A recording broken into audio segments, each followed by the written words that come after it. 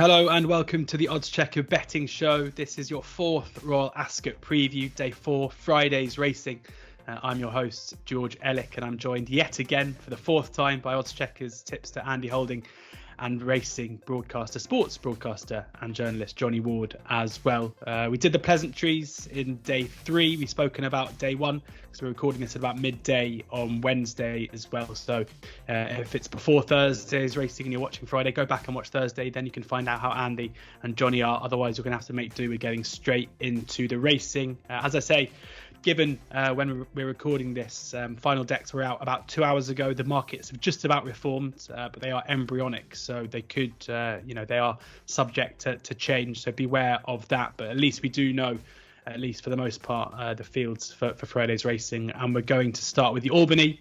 Before we do, please do download the oddschecker app. There you can find the best prices, bookie offers, free bets, and place terms, as well as Andy's tips and plenty of other tipsters' tips straight to the app every single day too. So do download the app now. But let's get into the racing. It is the Albany, as I say, is the first race on the Friday, over 6 furlongs. And here we have Mediate as the 11-4 favourite, Mawj 130, Queen Ollie 8-1, Fully Wet 12-1, Sydney Arms Chelsea 16-1, alongside Lady Bullet, Kathy Come Home 20-1, Powder Dress 25-1, 28-1 Bar, and first run has to go to the 2-year-old king Andy Holding. Andy, how do these guys stack up on your figures? This is very, very interesting the way they bet this race, because the front two in the market, Media and Mawj, have a shade of the Blackbeards about them. They haven't, as of yet, done anything to get too excited about on the numbers. Mawj's time figure at Newmarket was an 80. Mediate's best time figure is an 81 when she won last time out. So they are quite a bit down on the normal average, or the above average that you'd expect coming into this race. That necessarily means that that's as good as they are. You can only run a time how the race dictates. So they could easily improve, but at the prices, I don't think they represent a huge amount of value. 1 5-2, the other 3-1. I'd probably go with a couple of 33-1 shots here, just for a little bit of devilment. One of them has already got a bit of experience in a race of this nature as well. I think that'll stand her in very good stead. And because of that, I do think she's overpriced, and that's Beautiful Eyes from the Mark Johnson stable. Mark won it a few years back with a similar type to this, who'd won its first 2 races. And even though she only finished 4th last time out in the Marygate, that Marygate was a really hot affair. All the way down the line, there were horses that had come there off the back of impressive victories. It went the way of Pillow Talk, so we get a chance to see how that form works out with Pillow Talk the day before in the Norfolk. We also get quite a few horses from the Queen Mary, who are refugees, also from that Marygate, running on the Wednesday. So for the next 2 days, you need to keep your eye on the form of that Beautiful Eyes. But she finished 4th, and a credible 4th of that as well. She just wasn't quite quick enough. I think Connections have done the right thing by not avoiding the trap of staying over 5 furlongs and stepping her up. So I do think she's got a better chance than her 33-1 price suggests, based on just pure form and time figures. She's actually top of our time figures. And the other one is Alvinia. Just had the 1 run from the Kevin Ryan stabber, filly by Dark Angel. She went to the racecourse, made her debut at Newcastle several weeks ago, and she was very determined in the finish as well, to get up from a horse who again came out of the Marygate, also called Daytona Lady. So there's a bit of substance to that form, and Kevin Ryan really likes her. He's done a piece in this week's Weekender, and he's saying that it's one of his nicest fillies. And Kevin Ryan's had a fairly slow start to the season with his 2-year-olds, but they are beginning to come good. He had a good winner at Thursday of the day, again a filly that impressed in the same colours. And this is his only 2-year-old runner of the week, would you believe? Mm-hmm. So there's got to be a little bit of significance in that. Again, 33-1 for a horse who could easily improve upon what it's already done. But the fact that it's won over a stiff track over 5 first time out, was very strong in the finish, suggests to me that stepping up to 6 will be fine. So there you go. A couple of nice price outsiders who've both done good figures and are underestimated. Alvinia and Beautiful Eyes. Alvinia 33-1, Beautiful Eyes also 33-1. Alvinia with Paddy's Hills and Betfair Sportsbook. Beautiful Eyes pretty much across the board, the 2 for Andy. Johnny, are you going to come into bat and defend defend the Irish hope? Going to bat at a big price as well. I forget the name. Andy might remember the Justify filly that was entered to run in this. She was Aidan O'Brien's sort of second favourite. Statuette rather, who was really seemed to ooze class in debut. I was kind of hoping she'd run here because I wasn't mad immediate. I thought at Naas last time she didn't look any better really than she was. She beat Cora, who's all right. She beat a horse of Kieran Purcell's who'd won on debut, but it didn't look a great race to me. And I'm going to go with the horse here, also at a big price. And I had to actually just look back on this race a couple of times. Ivory Madonna finished behind Fully Wet at Goodwood. This is on the 21st of May. It was an interesting race. Ivory Madonna was quite well fancied. And her dam, Clem Fandango, actually finished third in the Queen Mary to Lady Aurelia back in the day. But she was basically slow out of the stall. She raced like wide on the outside without any cover, went after the winner and ran very good race, and then was sort of looked after by Jim Crowley in the closing stages. She's smashing pedigree by Dark Angel. It's interesting that her trainer goes for this race, and it's a speculative pick. I think you're getting 33-1. Holly Doyle taking over, so she'll do for me. Ivory Madonna 33-1 as well. Sky Bet, Paddy's Hills, and Betfair Sportsbook. Maybe the tricast up here if you could, wouldn't it? 33s, 33s, and 33s. I think relative to the winner, she's a big price. I could definitely see her getting closer and possibly reversing form with the winner. There's obviously respect as well, but it looks fairly open to me. Yeah, an open race, looking to take on those at the top of the market with a couple of big price fancies, both the guys there. On to the second race on the card, the Commonwealth Cup, and Perfect Power is just about favourite at 9-2 ahead of El Caballo at 5-1. Eraz is 13-2, Twilight Jet 9-1, Go Bears Go 10-1, Slipstream 11s, Tiberflow 12s, Flaming Rib, Wings of War both 14-1, 25-1 bar, 20 in at the moment here, Andy. Any strong fancies? Yeah, I'm just going to play this with a relatively straight bat as far as I could see. I just love course and distance form, horses that have run over this track time and time again. And there's quite a few of these that fit that bill. And that's Eraz and Go Bears Go. I'll probably start off with Go Bears Go because he beat Eraz first time up in a small field conditions race. But even though there was only a small field, it was a strongly run affair. David Lochnane's charge, I thought, won on merit the other day. Just thought Eraz probably needed the run. He looked a little bit stuffy and short of a gallop. Subsequently, Eraz has gone on to finish a very eye-catching second behind Tiberflow at Newbury. He came from a long, long way back. He challenged on the wrong part of the track, and yet he still almost run down Tiberflow. I'm sure he's superior to Tiberflow. And the only other time he ran at Ascot, he was a very impressive winner on good to firm ground last July, once he'd had a couple of runs under his belt. So he's obviously a horse who just takes a while to get into top gear, representing a stable that's won this race before. And going back to Go Bears Go, he was desperately looking one of the big trial races for this race, the Sandy Lane at Haydock. He fell out of the stalls, which is unlike him because he's normally a very quick breaker. And subsequently got into a really poor track position. He actually ran on quite nicely in the end to finish only 2 lengths behind El Caballo, who's quite surprisingly a good bit shorter than him in the betting. It's as if bookmakers weren't watching that race. You can get 10-1 for Go Bears Go, and yet he's like 9-4 favourite that day. And it was only because of the slow start that he was unable to uphold that kind of market position. So yeah, I think those two have got better chances than their odds imply, and they both love it here at Ascot. So Eraz, Go Bears Go, strong 2 against the field. 13-2, Eraz, Hills, 888, Bet Victor, and a couple of others. 10-1, standout best price with Hills for Go Bears Go. Johnny. Yeah, I think in fairness to Perfect Power, he will appreciate coming back and trip. And I think at this stage they'll probably campaign him as a sprinter. And he's normally beaten Twilight Jet. I think they've clashed twice at this stage already as 2-year-olds. But I was taken by Michael O'Callaghan's confidence about Twilight Jet, talking to him last week, and it's worth looking back on his comeback run at Naas because he was sent off 9-2, and I don't think they really expected him to win as much as they thought he'd come on a good bit from 2-3, but he absolutely bolted up. And in fairness to him, he did run well at Ascot last season. He was sort of unable to kind of quicken, but shaped pretty well on the near side, and that was the 5 furlong race. And then he ran very well behind the aforementioned Perfect Power subsequently. So I'd be just hopeful he'd run well. I think, the way that they spoke about him after Naas, he's definitely improved. Lee Roach was really, really buzzing about him. Rare ride for Lee Roach, Royal Ascot. He's rated 114 as well. Put some bang there, and I definitely think he'll run a very good race. Twilight Jet, 9-1 best price with 888, who are currently only 3 places, though Sky Bet paying the most, 6 places, and they are 8-1. Next up is the 340 at Ascot, the third race on the card, the Duke of Edinburgh. Just Fine, 4-1 favourite ahead of Trawlerman at 6-1. Contact, 17-2. Mawj, 10-1. We'll be speaking about him shortly, Andy. Candleford, 11-1. Moktasab, 14s. Ever Present, 14s. 16-1 bar those. Johnny, I'll give you first run at the Duke of Edinburgh. Yeah, I have a couple of Murta horses that I'm going to tip fairly strongly today, and Mawj is one of them. Now, can you improve a horse? I have a great time for Johnny Murta as a trainer.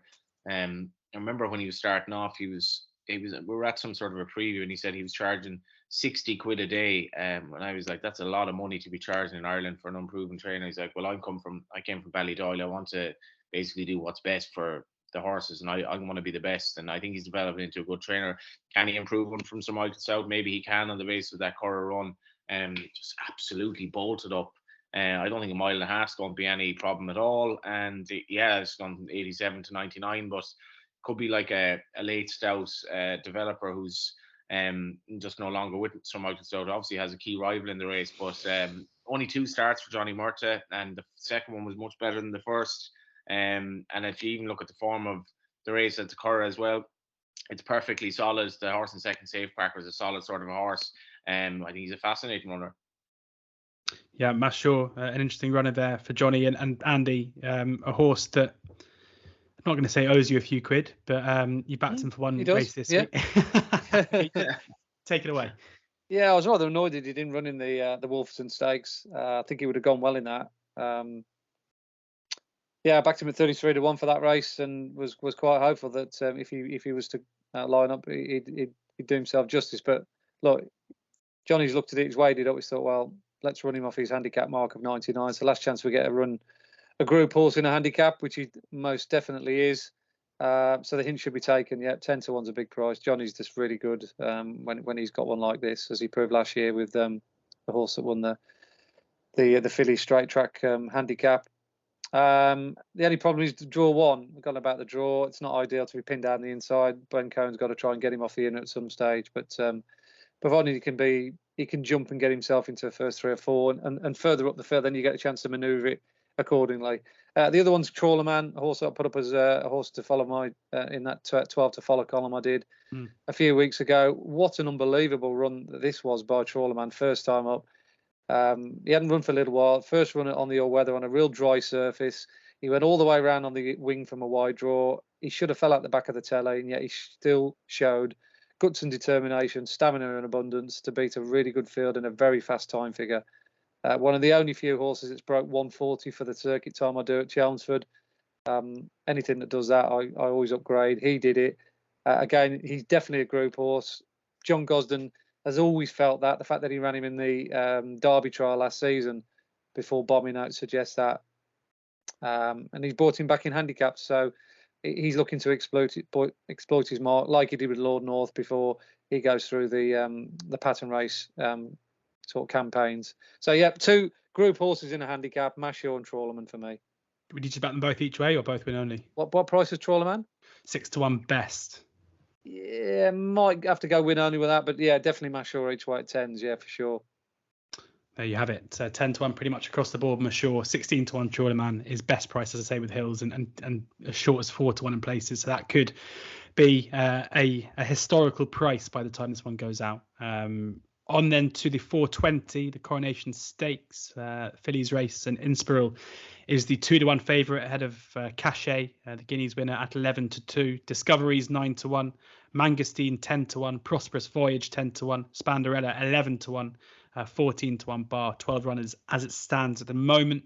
Andy, is Inspiral the one to beat here? Is there any juice in that 2-1 price at the top end of the market? No, it's just not the kind of horse I like backing at that price. Off the track for a while, we just don't know where we stand with it. Obviously, the vibes are very good.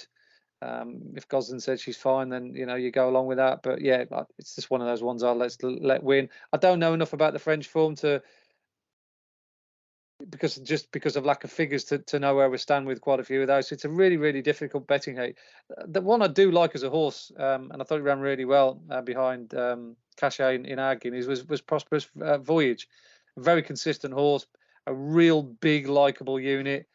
She hasn't got too much to find with Inspiral either on a line through a race last season. Obviously, Tuesday was behind her in the 1,000 guineas as well. So she's only got to run to that same level to be, considered as a strong each-way fancy. So what price did you say she was? Prosperous Village? Prosperous Voyage? Currently 10 to 1. Yeah. 10 to 1, yeah. I'd rather go for something like that than take a short price about Inspiral. She's just based on our form figures, she's almost sure to run a race. 10 to 1, yeah, with a few firms. Hills, who are 4 places, Bet Victor, Coral, who are both 3, Betfred, who are 4 as well. So a couple of options there to back Prosperous Village each way. Andy's selection for the Coronation Stakes. Johnny, how do you see the Coronation?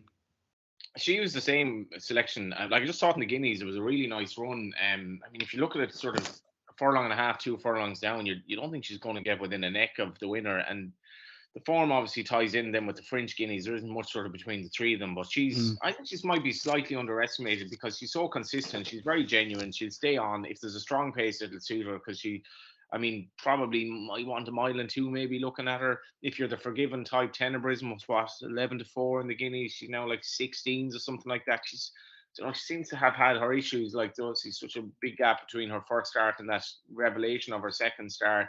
I thought it was tricky. Inspiral has beaten my selection twice, the 2-year-old, fairly comfortably, and she's by Frankel, so you'd imagine she's not going to have any issue. It's just I'm just a little bit wary of what sort of performance she produced thrown into the deep end on her season return when she missed the Guineas. Obviously, I think she was favoured at the time, so I'm with Andy on this, but it's a kind of a small each way. I think you'll certainly in an each way bet you should have a good chance of getting your each way return, but it's quite open. I'm disappointed all the songs didn't come over. I thought they might chance her. I think there might be a little bit of rain forecast, but obviously they didn't.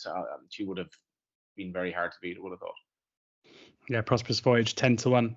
The double selection for both Johnny and Andy there for the Coronation. Rattling through Friday's races, 3 races to come. We've got the Sandringham next up, an open Sandringham as well, as is always the case. 29 in at the moment. And Heredia is the 6 to 1 favourite, ahead of Zandback at 9 to 1. Crenell 11 to 1. Fresh Hope 12s. Persist 14 to 1. Lullaby, Wilderness Girl, Pink Carnation, all 16 to 1, 18 to 1 bar those. Johnny, we'll hand over the Sandringham for you to take us away and run us through all the runners, all 29 of them. It's like the guy in the parade ring just talking about every horse and having to come up with something. Yeah, I just thought this was absolutely impossible.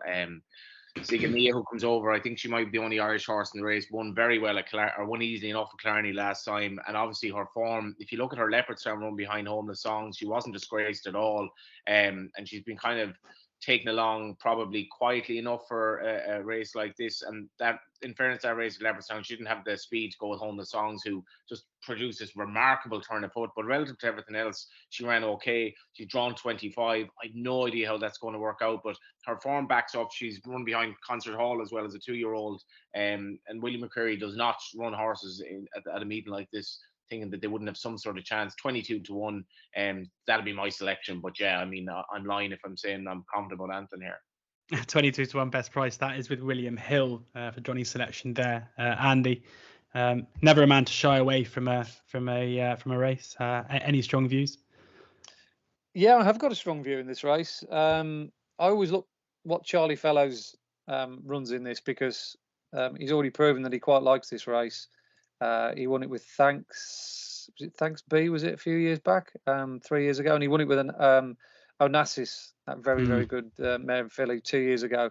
I'm not sure whether he had a runner in it last year, but he's got a real strong challenger this season in Fresh Hope, who's just had the 3 runs, 4 runs, 3 runs to get a handicap mark of 78. And given that she was only beaten the length by Rogue Millennium back in April at Weatherby, when looking as though she needed the run over a distance that just stretched her. We know what Rogue Millennium went on to win the Oaks Trial at Lingfield. They then ran her at Doncaster last time and it dropped her back in trip, and it was a masterclass by Jamie Spencer. He just got her to win on the line, but it meant that she was only raised £4 to run now off a mark of 82. Incredibly well handicapped based on what she's already done. I think a strong run, stiff mile with a hold-up ride is going to be absolutely ideal for this filly. Whether stall 5 ends up being the right place to be, I don't know as we're speaking on Wednesday, but we get another 2 days to work out whether we want to be high or low. So if the low draw isn't that far away from being competitive on the far side rail, then she's going to certainly outrun her current odds anyway of 12-1. So fresh hope for me. Fresh hope 12-1 with Paddy's and with Betfair Sportsbook. The one for Andy following Charlie Fellows, of course, won it. Was it back in both 2019 and 2020 and 2019 as well with Thanks Be and Thanks Onassis. Be was Thanks Be, yeah. Thanks Be and Onassis there in the Sandringham Stakes. On then to the penultimate race on the card, the King Edward Changing of the Guard is the 15-8 favourite ahead of Ottoman Fleet at 9-4, Lysander at 7-2, Grand Alliance 16-1, Savvy Victory for 20s, Dark Moon Rising 28-1. Johnny, we'll come to you first. Changing of the Guard, well fancied coming into this horse I've backed for the Ledger, so I'm hoping you're going to tell me it's going to win here. Yeah, well, I just wonder whether they think this horse really is any good. Because they run him again. He had a hard race in the Derby. I tipped him up in the Derby. He cheap pieces on. He looked slow, even though he lost 4th in the closing stages. He looked slow because Wayne Lorden never really looked that happy on him. They rode him at Chester accordingly. He was considering he'd basically one rival to beat in that race. He was actually I think you could back him at 4-1 in the Chester trial. Maybe London Bridge didn't perform, but for me, he just looks fairly limited. I'm actually a little bit surprised that they're running him here, and I'm very happy to take him on. As Andy's mentioned, he's not necessarily ideal to making the run here. I find it hard seeing doing anything else because he just looks, as I say, he just looks like he lacks a gear. And Ottoman Fleet, that was a lovely performance second time. The horse he beat had solid form, was well fancied, had to kind of manoeuvre up just outside him to get into a little gap and readily go by him, despite the fact that he was a bit sluggish himself at the start and maybe a little bit of inexperience. He just kind of went down on his head at the start, but he ended up winning well. Another See the Stars horse, we've talked about so many of them this week, will progress. I could see him readily improving beyond Changing of the Guard. I'm not 100% sure he'll beat everything else of the home team, but I could see him going off favourite. I'd be definitely backing this lot. 9-4 Ottoman Fleet there, one to definitely back according to Johnny. 9-4 best price with a fair few firms as well, so it should be easy to snap up that price. Andy, are you on board with Ottoman Fleet as well? Yeah, I'm with JW here as well, with Ottoman Fleet. Very impressed with the way he got the job done last time. I beat a useful horse in the shape of Zain Zarinda, who had run well previously at Epsom. And I like the fact that he's lightly raced and still progressing as well. And he's definitely going to get a mile and a half. The best part of his victory of the day at HQ was the fact that he was so strong in the latter stages of that mile and a quarter contest. And, he's going to be fresh in the most. A lot of these have had fairly hard races, including obviously Changing the Guard recently. Don't like the front runner angle here as well on the round track. Lysander, I don't know if he wants a bit of giving the ground. His 2 best runs have both come on soft ground. That could be an issue for him with the conditions still drying out, but they shouldn't bother Ottoman Fleet. So, yeah, I'm in agreement with the great man here at 9-4. Two great men backing Ottoman Fleet there in the penultimate race on Friday in the King Edward. Ottoman Fleet 9-4, Sky Bet, Hills, plenty of others, Bet Victor, Coral, 888, Betfred. Pretty much wherever you have your bets, you should be getting 9-4 there about Ottoman Fleet as it stands. Final race on the card. We've absolutely raced through Friday's racing. When we don't talk about the weather in the ground and other bits and bobs, it's amazing how quickly we can go through these. The Palace of Holyroodhouse, the final race, the handicap over 5 furlongs. Another big old field, 31 run as it stands at the moment. Ruthin is the 8-1 favourite ahead of Sterling Knight, Ladies Church, Corker all 12-1. Makes me loves me like a rock 14s, Latin Lover 16s, Nymphadora also 16s, Shamlan, Novello, Fearless Angel all 20-1. I mean, take your pick here. Andy, we'll start with you. Any strong fancy for the last one? I'm really hoping he likes my horse here now, just before we start. Okay. So, yeah. I mean, Johnny, do you want to go first? No, let Andy go. It'll be like countdown. I'll show you that I would pick the same 7-letter word anyway. There's certain horses that by default end up having an amazing run style suitable to Ascot. In general terms, I like horses that get held up and come through off a very strong pace, I'd be flabbergasted if this contest isn't running any other way. But I'm a big fan, having put him up last time out at York, of Corker from the Carl Burke stable. He was a massive eye catcher first time out at Sandown when he was slowly away and just did everything wrong. Then he went to York last time out, and again he flopped out the stalls, and he was virtually last at the halfway stage. But boy, oh boy, did this horse find an unbelievable turn of foot. His mid-race sectionals in the hottest part of the race were devastating. So once he gets into top gear, he's a very, very smart horse indeed. Now, you could look at his career record and think, oh, he's just a York monkey. He only ever runs well there.